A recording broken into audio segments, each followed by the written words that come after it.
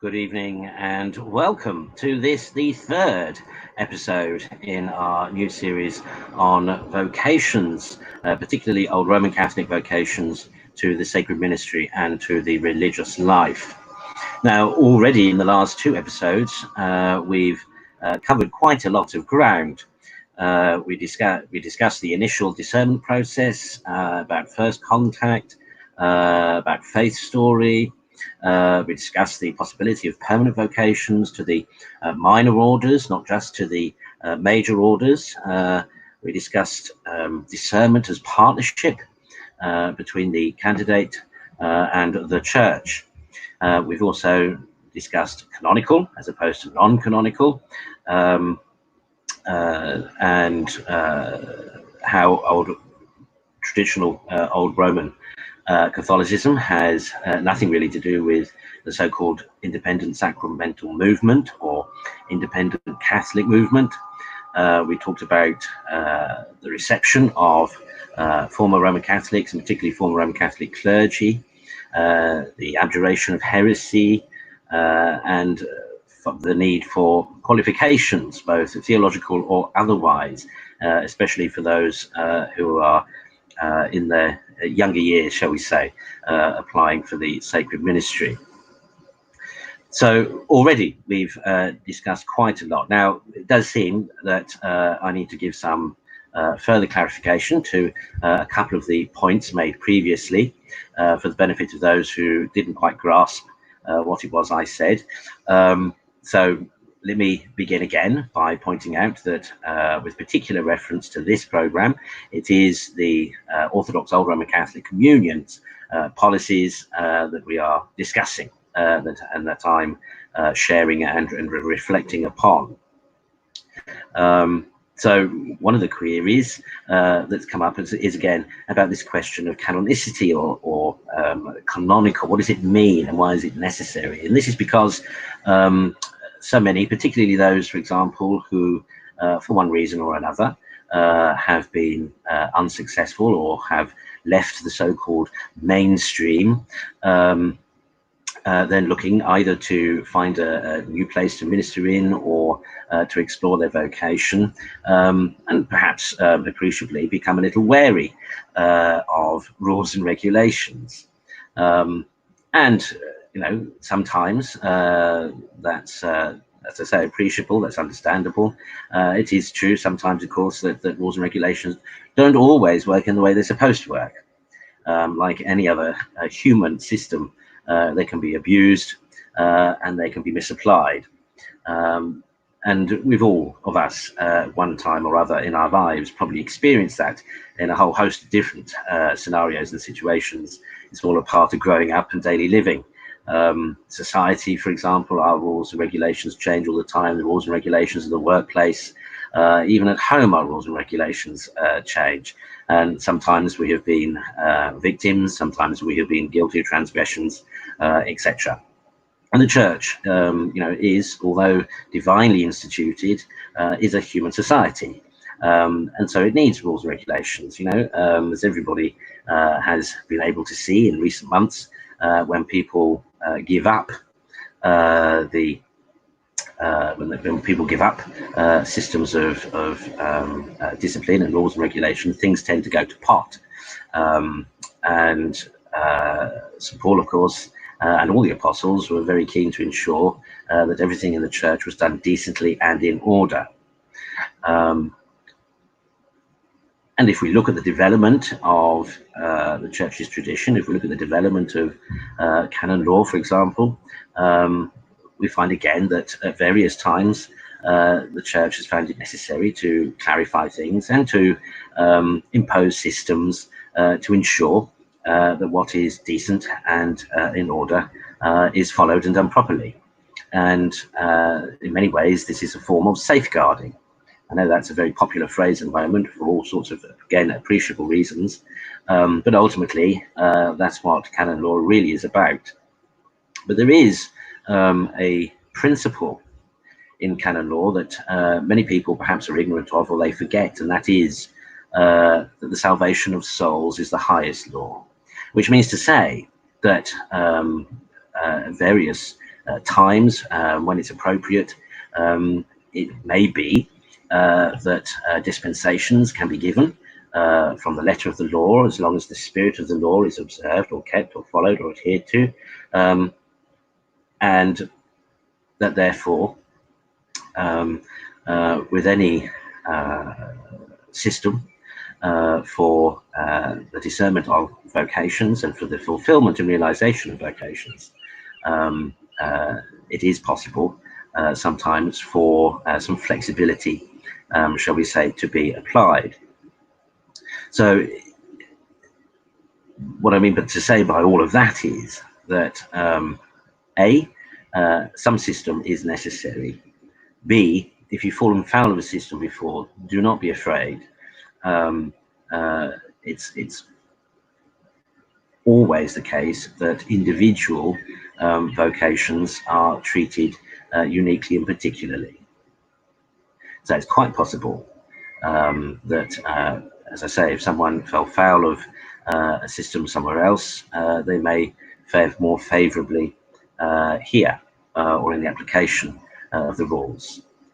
Dispensations are often possible and can be given. I mean, they're not given willy-nilly, of course, and they are exceptions, and there will be exceptional circumstances unique to the individual or to the particular situation which require dispensations to be made or to be given, but they can be given. That's the point. I know, for example, there was some consternation over my pointing out that it is the long universal tradition of the church for at least 1500 years that married priests can indeed become, can be ordained, sorry, married men can become priests, but that priests cannot become married. And the question was asked, well, what about then former Roman Catholic priests? In other words, when I say former Roman Catholic priests, I mean former priests who were in communion with the Roman Pontiff, the current Roman Pontiff.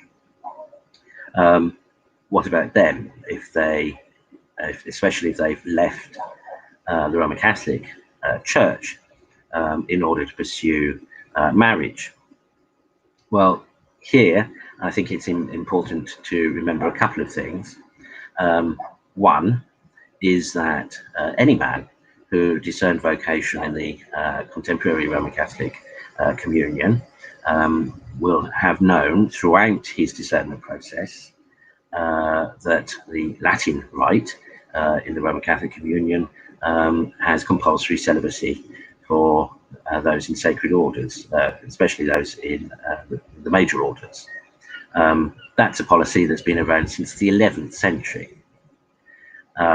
And anyone who is discerning vocation, anyone who is being formed for the priesthood or for the major orders in the Roman Catholic communion knows and understands that celibacy is a requirement and it is an obligation. It is a discipline within the Latin rite. Therefore, when they make their vow, when they take a vow to observe clerical continence and chastity and celibacy, they do so after several years of discerning that it is in that particular ministry and in that particular way that God wants them to realize and fulfill their vocation. Remember that the average length of seminary formation, or indeed the average length of time from entering seminary until ordination to priesthood in the contemporary Roman Catholic praxis is about 7 years. And that's without discernment process beforehand. So, which of course will vary with the candidate, but it's not likely to be less than 18 months to 2 years before somebody goes into seminary. So whilst, of course, things do change for people, of course they do, people may perceive later on this was perhaps not the right path for them. Even so, let's just remember that those called to ministry to the priesthood in the Roman Catholic Church are discerned and formed with celibacy in mind, and for quite a few years in that process of discernment and formation.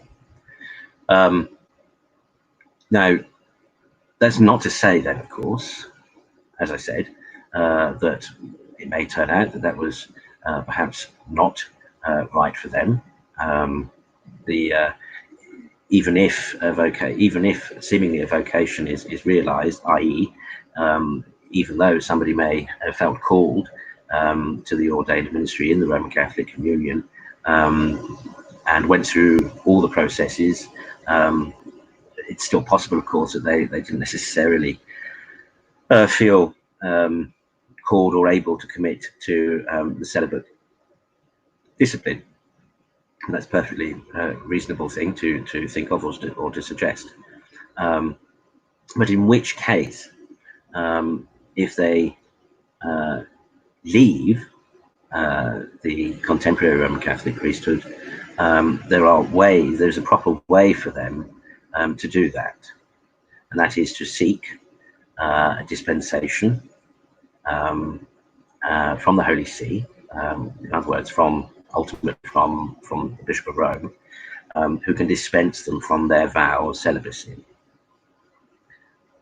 There are a couple of principles to remember here. That once somebody is ordained a priest, or forever a priest, that cannot be undone, as it were. Even the discipline known as laicization, which is effectively what this dispensation allows for, it doesn't change the ontological nature and character of the person who's been ordained. Once a priest, always a priest. However, what laicization does, of course, is take away the canonical clerical obligations on the individual who had been ordained. In other words, it takes away from them the obligation of celibacy. It takes away from them the obligation of reciting the office, of fulfilling priestly duties in a priestly life, etc. So effectively, as it were, to all intents and purposes, reduces, puts them in the same condition as a layperson. That's all laicization means. They can't actually take away the priesthood from someone, but they can just dispense from all the obligations. Now that's the proper and the correct way to leave the ministry, the active ministry of the Roman Catholic Communion. It's a canonical process. It's clearly delineated, so that it's a very straightforward process. Now, this is relevant. Why? Because, as I said before, the Orthodox Old Roman Catholic Communion follows canon law. So anyone who applies to us, of course, the principles of canon law will be applied to their application. And one of the things that we would need to know if anybody has or had canonical status elsewhere. So if they were a priest or a religious, for example, if they'd been a monk or a nun, it would be important for us to know their canonical status with their previous communion and what that status currently is. And this is so that, don't forget that while, as I explained last week, while old Romanism is separate at the moment from the Roman Communion, and as I explained last week, through no fault of our own, nonetheless, that is the present situation. Nonetheless, it is the ultimate hope, of course, as it should be of all Christians, to realize Catholic unity, to realize the unity of the Church, which means then that those who follow the universal traditions and customs of the Church must follow them, and obviously that means being aware of and applying and utilizing canonical principles. So as I've had to explain myself several times to former Roman Catholic priests who have left and become married, it's the first question that we need to know is, what is your canonical status with Rome? Really, because if union, if unity should ever happen, then of course it will be a relevant issue, be a pertinent issue. So what is your canonical status with Rome? Now hopefully they will say, well, I applied for dispensation, it was granted, here is the rescript, which is the piece of paper, the letter, if you like, the certificate from the relevant Vatican dicastery, which says I have been dispensed from all the obligations and conditions of the clerical state, which would therefore mean that said person was then free to marry. Now, as I also said, and this is where it gets a little bit complicated, as I also said previously, from the old Roman perspective, there is a doubt concerning contemporary Roman ordination rites. So there could be an argument there for a former Roman Catholic priest who's been laicized by Rome and got married. It is possible that they may be able to realize a priestly ministry within the old Roman Catholic tradition. But it's, I can't say that as a general rule or principle, because as always it depends on the individual's circumstances. And indeed, this is why I refrain from giving a full answer to the person who left a question in the comments about this scenario, this kind of situation, because really it's too delicate, both in terms of in all ways, for a hard and fast rule, as it were, to be given.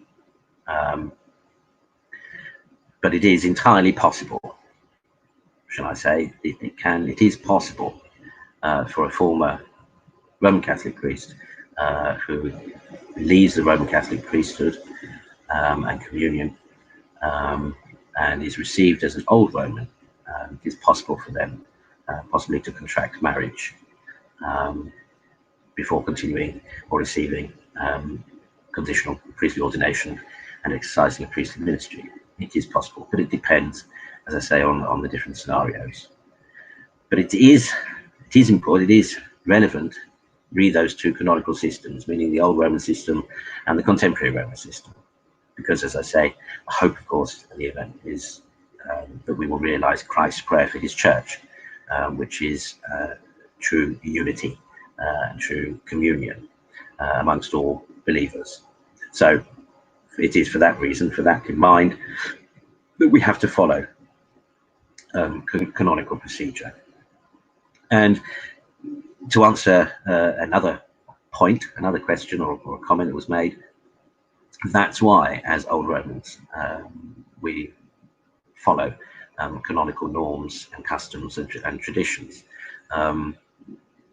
We can't do otherwise. I mean, why would we do otherwise?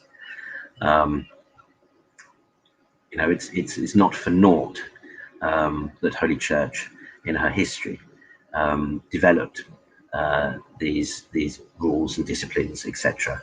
And who are we, especially we who would call ourselves Catholic, who are we, as it were, to just ignore them or undo them? It's not our place. We don't have, as it were, the authority to do that. We can apply such dispensation as is allowable within the norms, and we can do that with pastoral sensitivity and application. Of course we can. But it's, who are we to alter, as it were, the traditions and rules that ecumenical councils established. See, that's one of the key things I think, re-understanding what old Romanism is about. See, it is about restoration of true tradition. In fact, it's about the continuation of true tradition, but also about the restoration of true tradition. That's our reason for being. I mean, it's literally why we exist, because we remain steadfast and faithful to the received tradition of the Church as it had been practiced in the West for centuries. Now that does, so some might say, well, oh, okay, well, how is it then that you do have married clergy? How is it then that you do allow married priests when the tradition in the West, for the best part of 1,000 years, has been celibacy? And to which we will reply, well, celibacy is a discipline, and although it's been a long practice, it's not one that was agreed upon, as it were, or enjoined or imposed upon the Church by an ecumenical council. If anything, it was a sort of almost localized discipline. The older and more ancient praxis and discipline was to allow married men to become priests. And that's why, as the protagonist for the Ancien Régime, that's why, as old Romans, we readopted, or as it were, re-allowed that earlier praxis.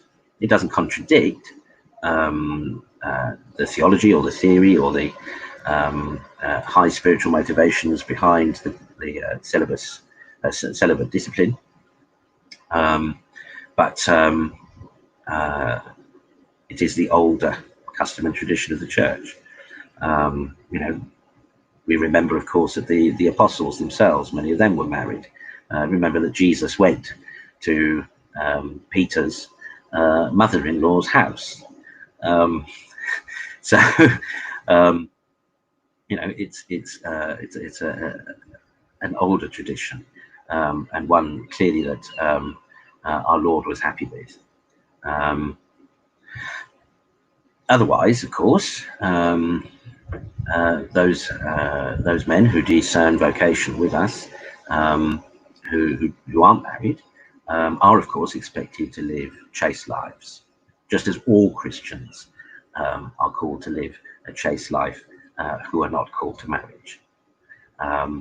So that may effectively mean celibacy for some, in the sense that they may never marry, may never discern a vocation to marriage. But as I explained in Late Night Catechism, which is another series on Wednesdays, there's a difference between celibacy and chastity, in the sense that one could be chaste and celibate, or rather, one could be celibate and chaste, but one doesn't need to be, but one could be chaste without being celibate. But if one is celibate, one is required to be chaste.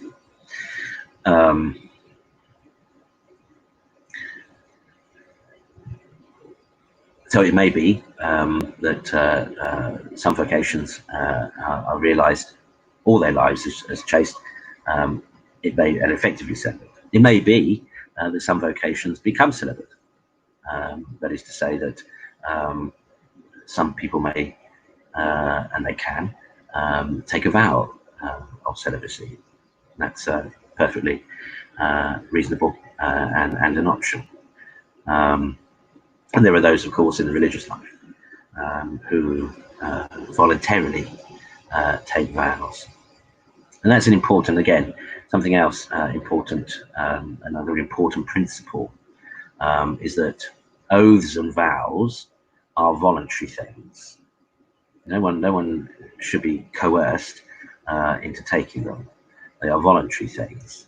But it's important to remember that they are made before God, with the Church as witness. So they're not things that can be undone on a whim.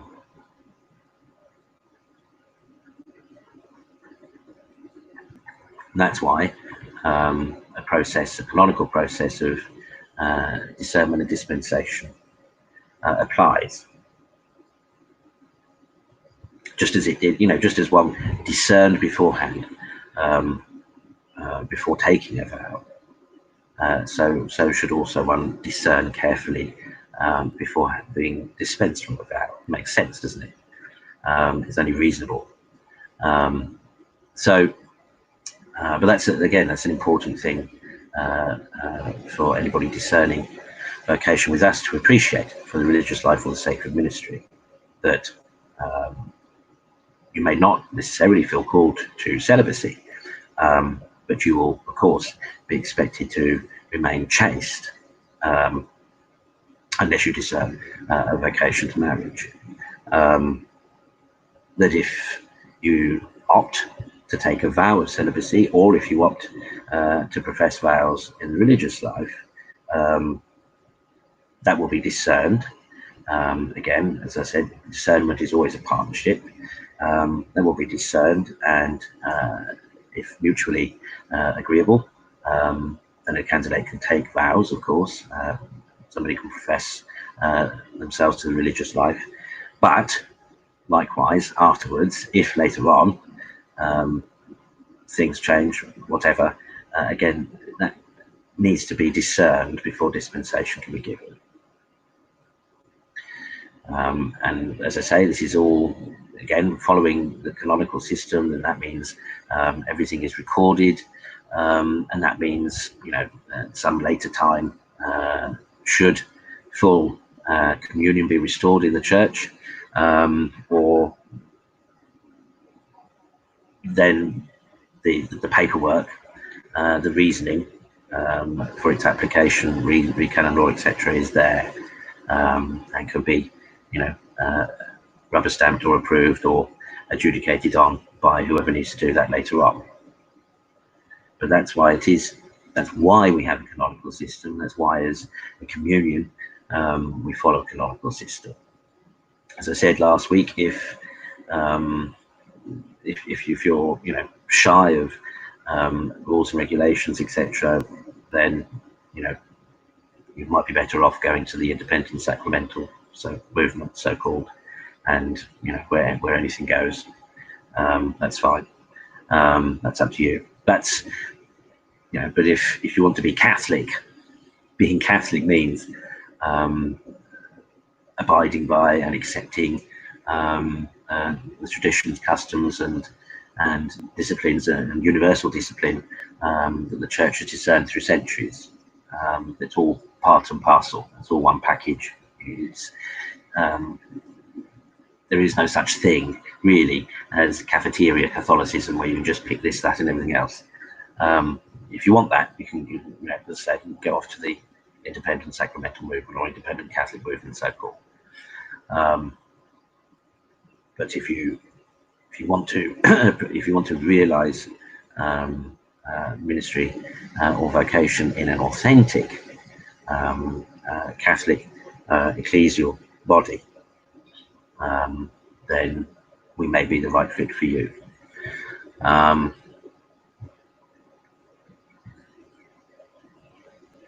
And again, some other questions that arose from previous episodes regarding, for example, the papal dogmas, that is to say, the dogma of the Immaculate Conception and of papal infallibility.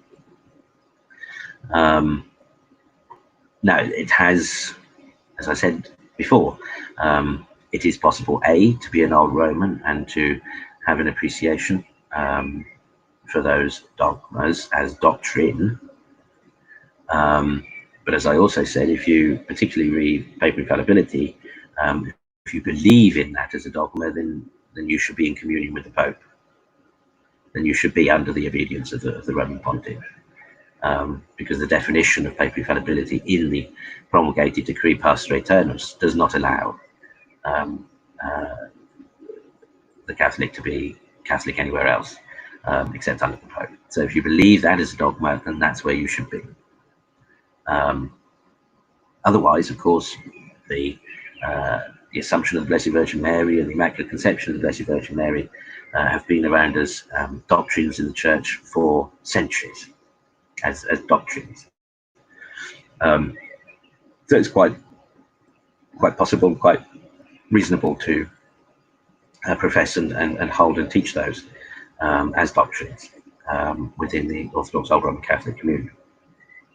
And in doing so, there be no, as it were, contradiction. However, papal infallibility is another matter. And as I said last time, if you believe in papal infallibility, then you should be under the obedience of the Roman Pontiff, because it doesn't allow for any other way to exist without, if you believe in it as dogma.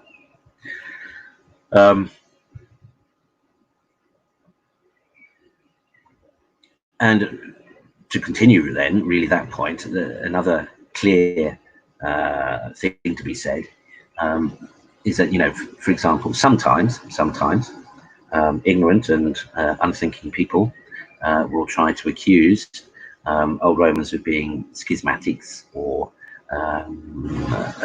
heretics or a sect or apostate, etc. To which I would simply ask them, how can that be when all we think, do and say and pray is the same as the Church until the introduction of the new dogmas? To condemn us as heretical for simply continuing those beliefs and those doctrinal positions would be to condemn the whole of the Church before the 19th century, which of course is ridiculous.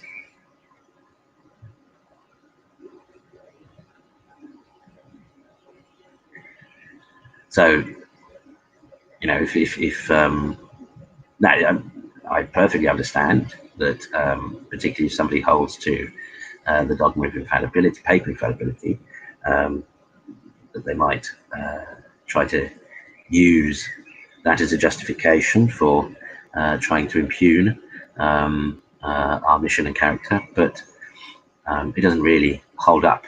That's our point, isn't it? I mean, that's the whole reason why we exist, because it doesn't hold up. Because to accuse us of being heretics for simply maintaining what the Church has always maintained, it doesn't wash, it doesn't work, it's illogical. But it's you know, it's an important point to make. And okay, you know, some people say, oh well, you know, you're just you know, that's you're so small and so on and so forth. Well, quite frankly, surely it's better, isn't it better to be small but hold to the Orthodox faith than to be many and not have the whole faith?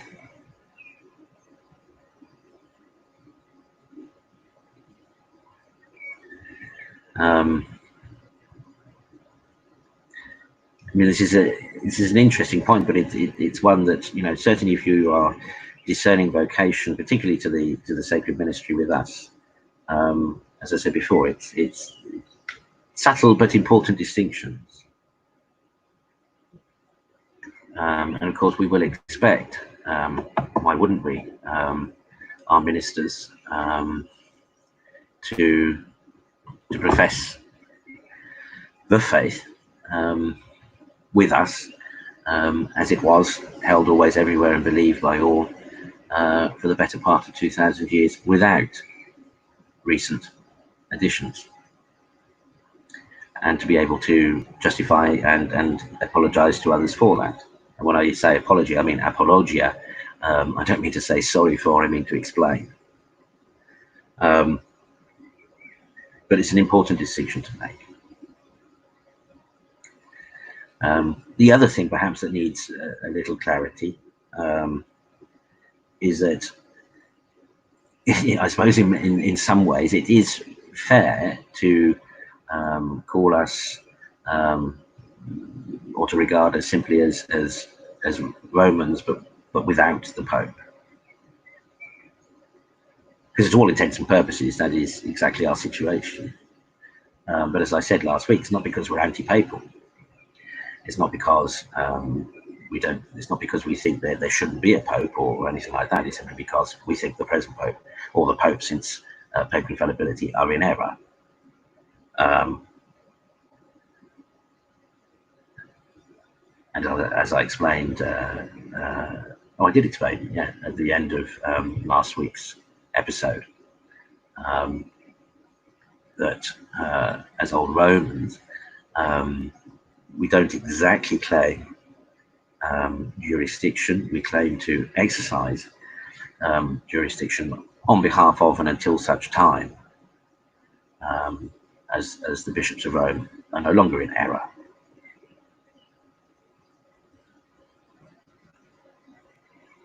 Which is why our bishops hold titular seats.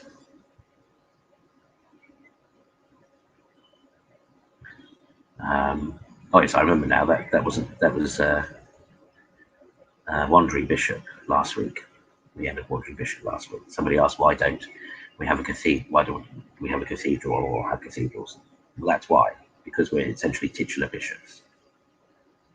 Which is not to say that we haven't had cathedrals in the past, but essentially, you know, it's clearly the logical situation we're in means that we are exercising jurisdiction on behalf of and until such time as true Catholic restoration occurs. To put it another way, I suppose, as has been said many times, for those familiar with the Society of St. Pius X, we are, if you like, the original version of the Society of St. Pius X. In many ways, indeed, our polity is very similar, except, of course, for the papal infallibility. And of course, but our situation also precedes the society by about 100 years. But we were making the same stance as they are now about Vatican II. We were making the same stance about Vatican I. And that is that we are adhering to authentic tradition, to eternal Rome, as Monsignor Lefebvre used to say. Except that we really are. Anyway, that's getting polemical, perhaps.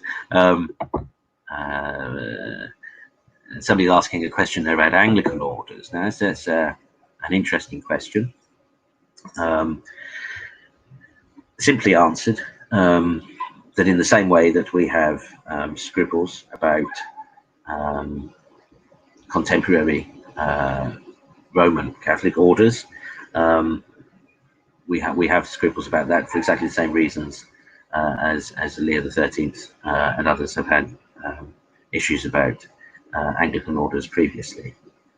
Now, some will say, well, what about the Dutch touch?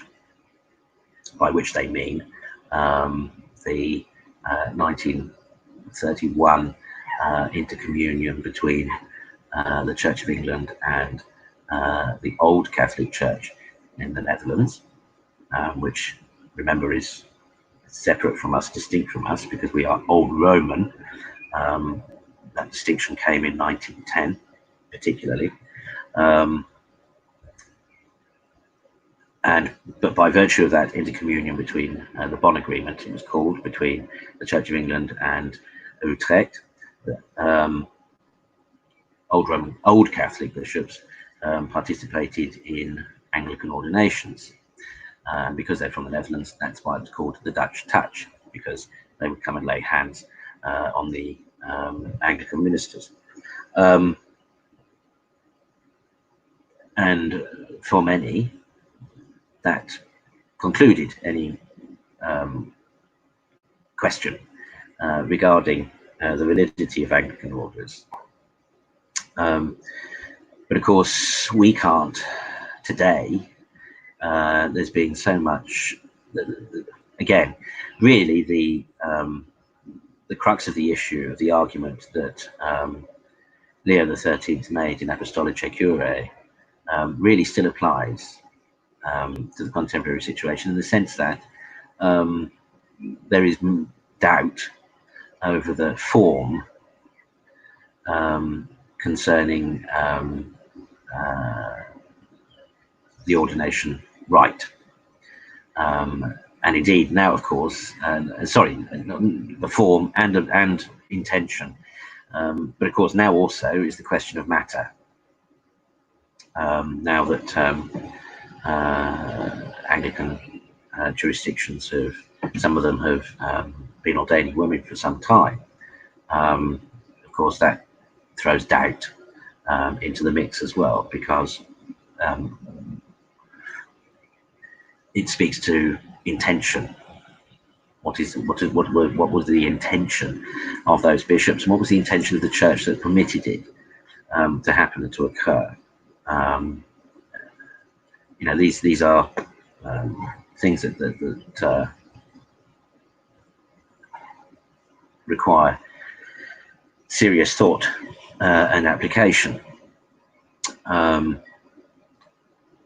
so, for our benefit, to our mind, for our policy, we have the same regard, as it were, I suppose, for Anglican or even Anglo-Catholic ordinations as we do contemporary Roman Catholic ordinations, which is to say that we're not convinced of the formula, we're not convinced of the intentions, because the formula speaks to the intentions, lex orandi, lex credendi, and there is the confusing matter of matter, but also speaking to the intention, the doctrine.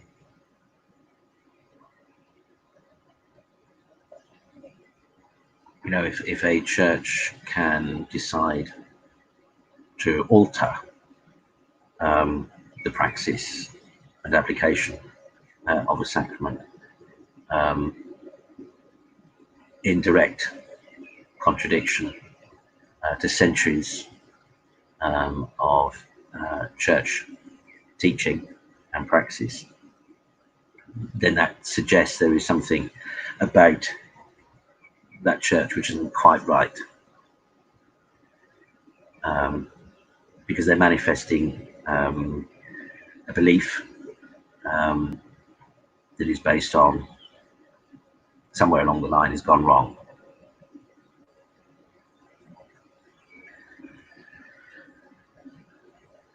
Again, as I said before, old Romanism is really quite simple and straightforward. We just do what has always been done, and then there is no question. You see, there is no doubt. It's everything's simple. Whereas those who have changed things, mucked about with things, etc., their doctrine, their intentions, etc., become questionable and doubtful. And as I said before, the whole point of sacraments is that they are supposed to be a assured means of grace, and so a doubtful sacrament is effectively no sacrament at all in one respect, or that's how in many ways one should think about it, regard it. So that with Anglican orders, just as with contemporary Roman Catholic orders, reordination or conditional ordination would probably be applicable to anybody discerning a vocation from them with us. And then in that way, you see, we know then that there is no doubt.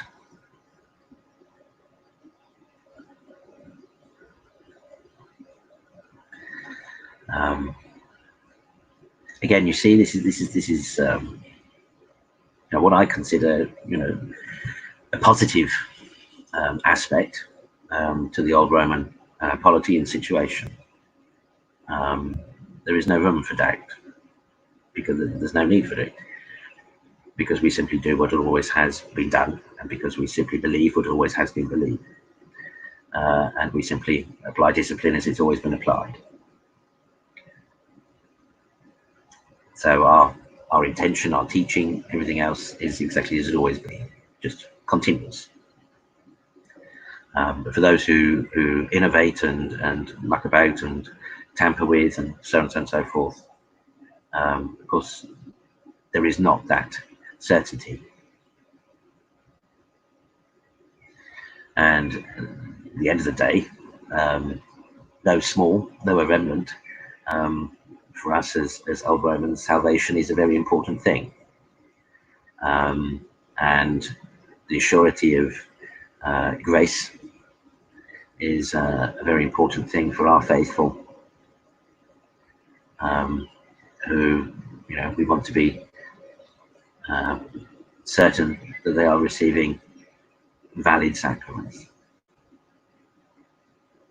So it's best to avoid all doubt, and that's basically our position. It is interesting, of course, that people perhaps haven't realised the extent to which modernism has influenced the church. I mean, to all intents and purposes, as Marcel Lefebvre said, there is a crisis in the church. But as old Romans, we would simply we would say, yes, there's been a crisis for a lot longer than most people think.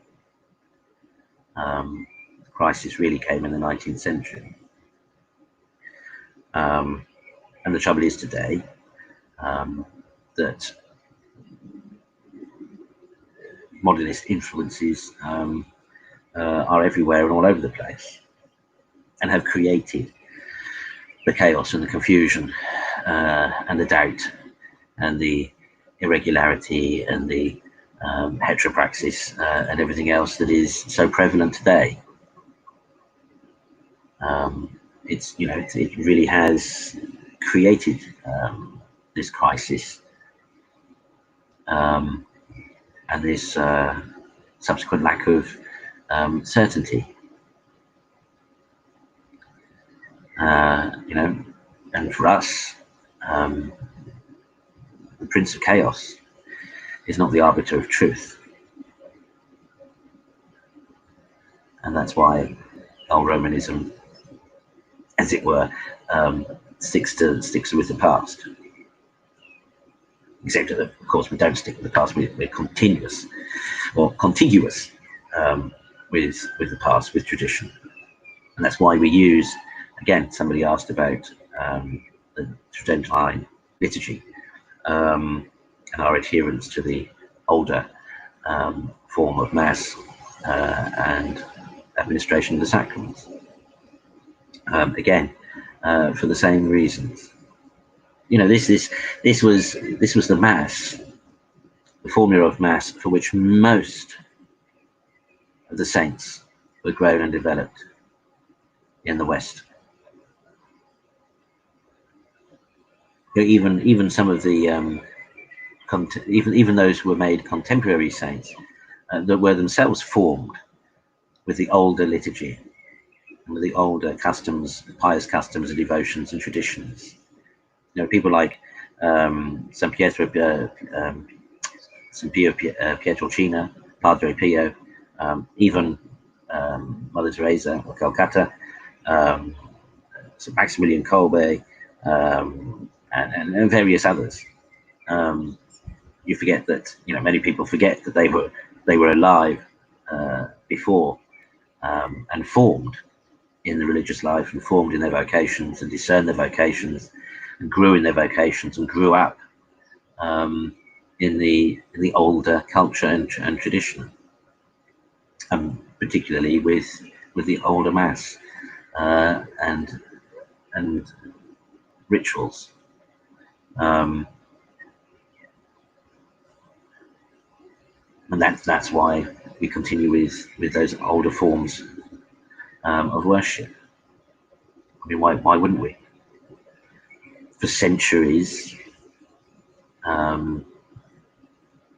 that form and those forms and styles of worship have produced saints. Remember that we say the Tridentine Rite, but that's only because Pius V tidied it up and codified it in the 16th century. But the form of Mass, sometimes is alternatively called the Gregorian liturgy or the Gregorian Rite, is itself, enjoys an even older title of being the Divine Liturgy of St. Peter at Rome. It goes way back. The traditional form of Mass goes back further than 1500 years. I mean, it is arguably, liturgical scholars, say that it is arguably the oldest extant form of the liturgy of the Mass. So why would we give it up? Why would we alter it? Why would we change it? This is what nurtured saints. All the great doctors of the church, all the acclaimed doctors of the church grew up with this, were formed by this Mass and its spirituality. Why would we lose that? Again, some people say, oh, well, what about the Latin? Well, that can be learned. And why shouldn't it be learned? And the point is Latin was the everyday tongue of at one time the empire, and then subsequently of law, of education for centuries. Even in the 19th century, and even to this day, actually. For example, at Oxford, on various days of the year, I think, and once a month, they use a Latin translation of the Book of Common Prayer. Why? Because at the time of the Reformation, Latin in the university community was the common tongue, the vulgar tongue. it was the common tongue. The other advantage, of course, with Latin is that nothing changes its meaning. I mean, there are all sorts of arguments I could rehearse justifying continuous use of Latin. And then likewise, hierarchical vernacular. Of course, some of our missions, some of our parishes, some of our priests offer the traditional rite, but in the vernacular, in Spanish, in Tagalog, Filipino, or in English, or whatever the vernacular is. And again, there's on the one hand, of course, that's a boon for those who don't know Latin. And it isn't the common, it isn't the sort of normal language that people speak every day that is used for worship. Many of our Eastern Orthodox brethren, for example, people often say, "Oh, well, look at the Greeks and the Russians. They use their own language." Well, they do, but they use a hieratic version of it. They don't use everyday Greek. They don't use everyday Russian. As any Greek or Russian layperson will tell you, what they hear in church is not what they speak in the streets. And it's wholly appropriate that we should verify, as it were, the atmosphere and the discourse that we have with the Almighty, with the Divine. We shouldn't really speak to God in the same way that we speak to one another, should we? He's God.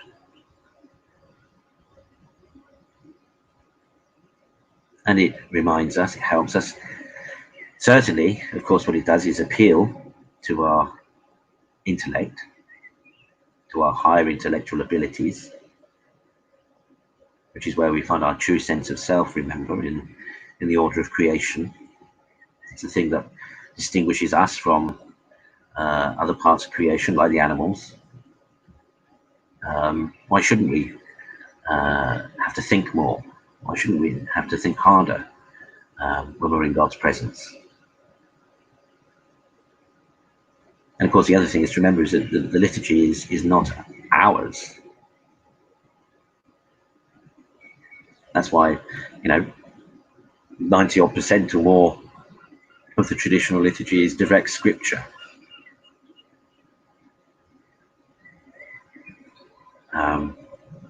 Because it is joining in, it's participating in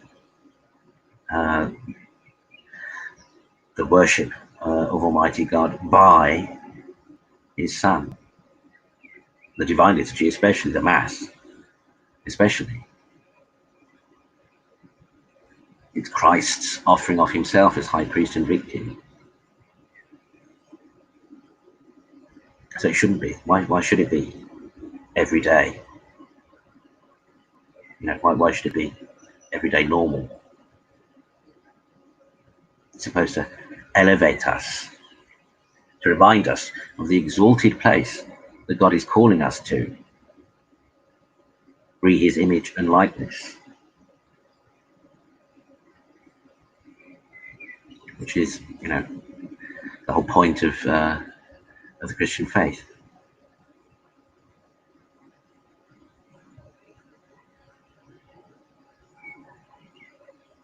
So again, this notion that people have that modernity is better.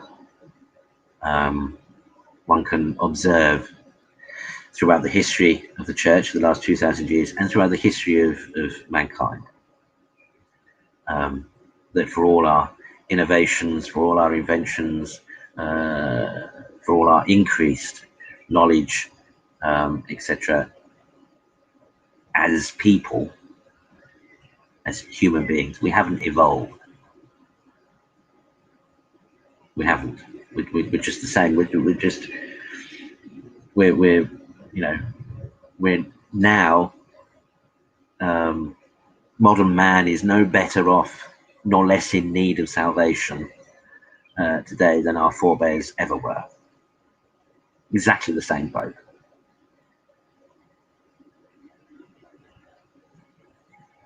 If anything, I suppose one could argue it's maybe worse because of the arrogance that comes with thinking that anything later is better than anything that went before.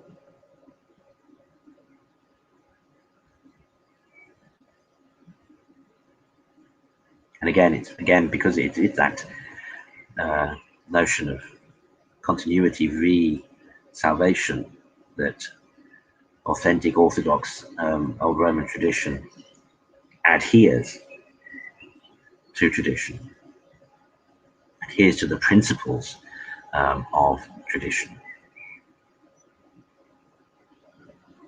and is not interested in contemporary praxis or experimentation or whatever.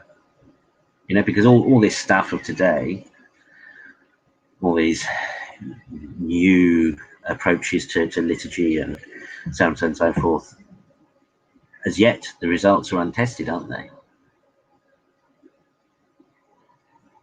As I say, even the post-Vatican II saints that are being canonized, the majority of them were formed in holiness in the older praxis, in the traditional praxis, custom and culture and sensibilities.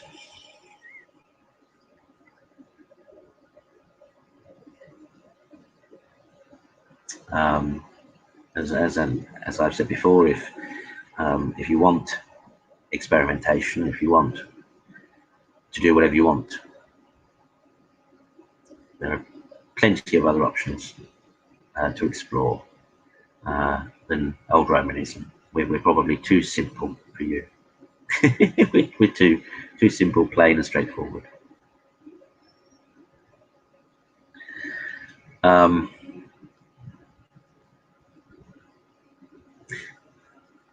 finally, for this episode, I do want to speak to the nature of the kind of vocations that and individuals that we as a community particularly are interested in. As I said previously, we're not desperate for vocations, but we are desperate to realize vocations.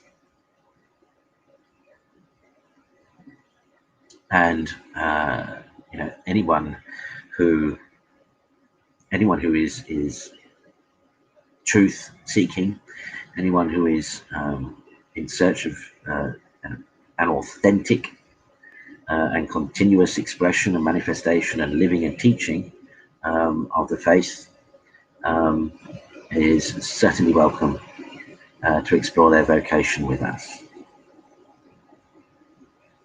Absolutely, 100%. If you are someone who has been inspired by the lives of saints of the past, then this is the place for you.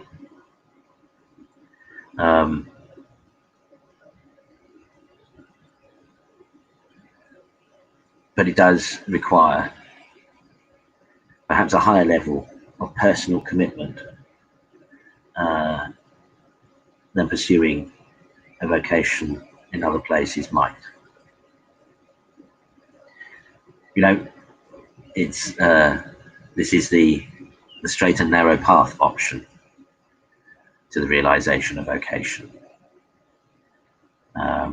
This is not the easy route. In large part because, as a remnant church, we don't have the resources, the material resources that others have, which means that sacred ministers themselves have to be self-sufficient. It means that those exploring discerning vocation have to be self-sufficient. There is no great legacy. There is no pot of legacies here to pay for sustenance or to pay for tuition fees, etc., or to pay for study materials. And that's an important aspect, actually, for discerning candidates to think about. It will mean that you'll be responsible for providing those things yourself. Now, of course, we have developed, we are developing, we're always building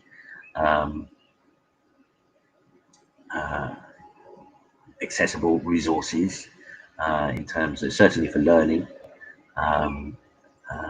to aid those being formed in the sacred ministry as much as we can find and as much as we can apply. We're putting resources online and teaching online. We're in the process at the moment of developing an online system for tutorials and for lessons for formation, and likewise also too for vocational discernment. This series is part of that. Some of what I say in these videos will be used for that.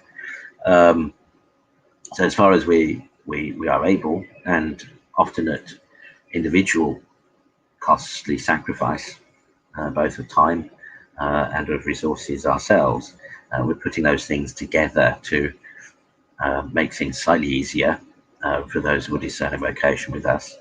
But I think it's important to understand that ours is what they call tent maker ministry. It's possible that some local congregations will be able to support financially and materially their pastor. That's certainly the case, but it's not everywhere by any stretch of the imagination. So the default position, as it were, for those exploring vocation, for those realizing vocation in the old Roman tradition, is to be self-sufficient.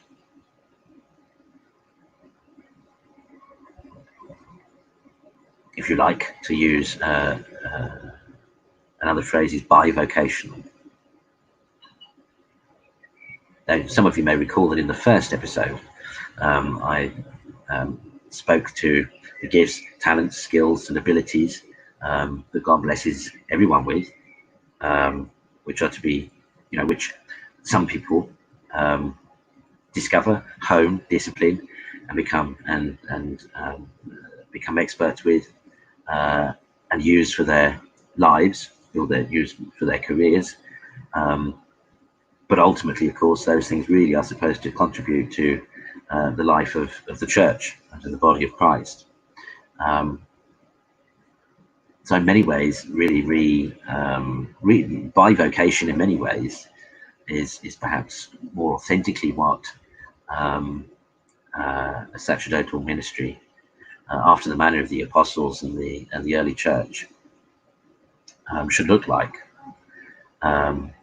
So if you have, especially this is particularly for the young, if you have identified skills, talents, and abilities that you could hone and develop and discipline, and could make a career of, then you should do that. You should do that.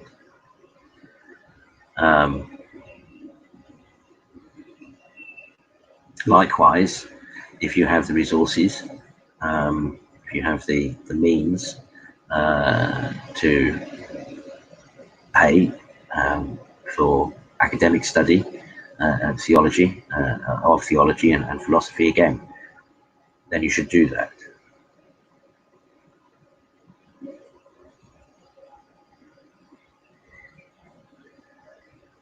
In many ways, this is a realistic appreciation of, again, the level of need and situation in the contemporary church, in the remnant church.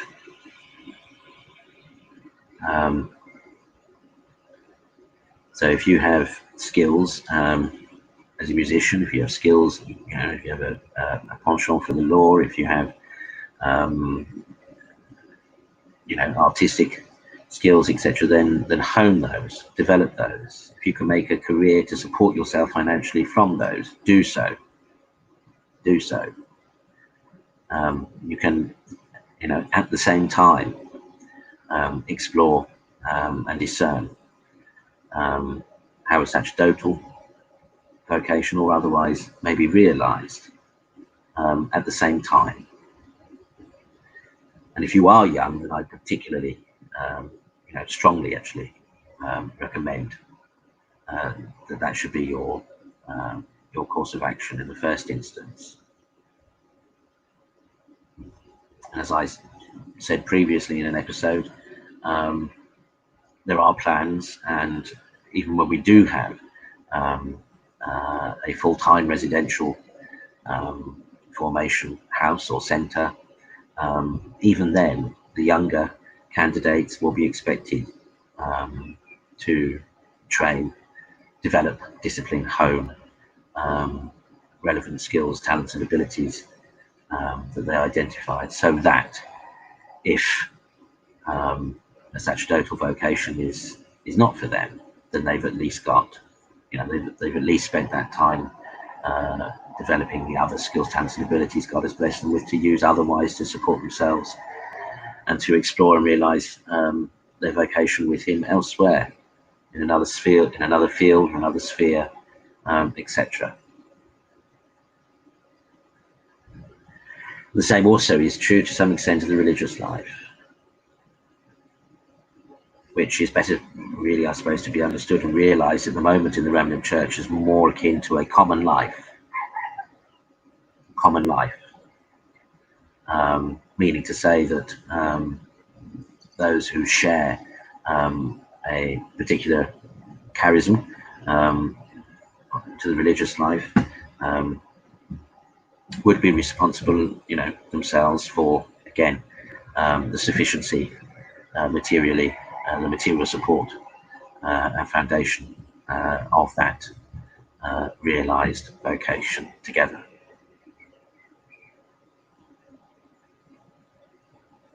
I think it's this is not just being realistic and pragmatic, but it's also being open and honest. Again, the old Roman Church is not the place to think that you can realize a comfortable living or a comfortable way of life by supposedly giving yourself up, giving up your life for the sake of God.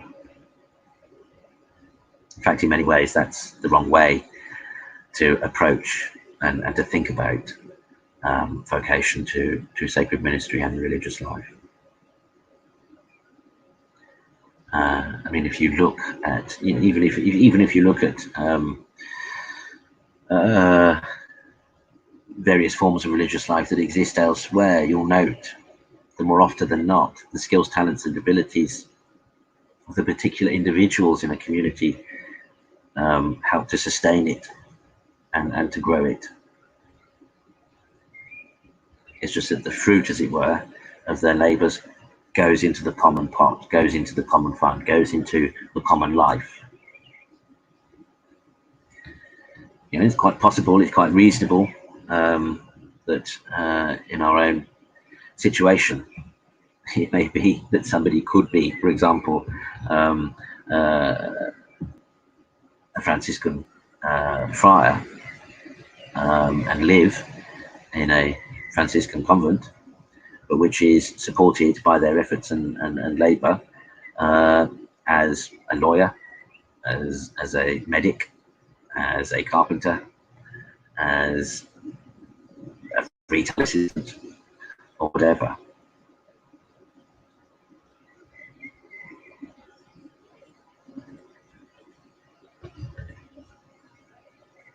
In many ways, I know again, familiarity breeds contempt. I'm always saying it, but again, but even, we've after centuries, particularly in the West,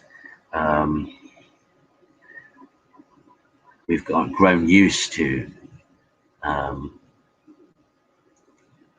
benefiting from the legacy of those founders who did all the hard work to get things going. And to some extent we forget. I mean, for example, if you think of St. Benedict, or if you think of St. Anthony, when they were developing monasteries, they were doing so with their own hard graft, with their own hard labour, as were those disciples who were with them.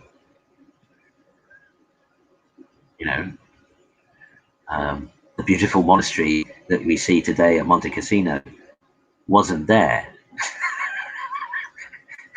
Nothing like. And in the same way, in many ways, this restoration to authentic tradition that old Romanism is perhaps better understood as a contemporary revival, which means starting from scratch again, which means building up again.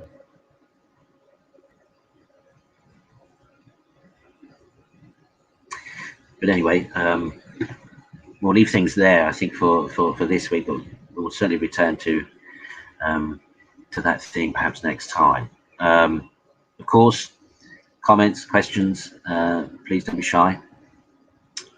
Feel free to ask. and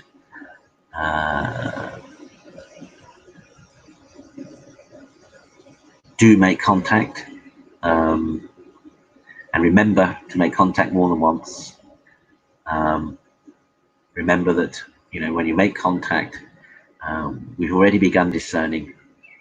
We're watching, we're waiting, and we're most certainly praying. So until next time, take care. God bless you.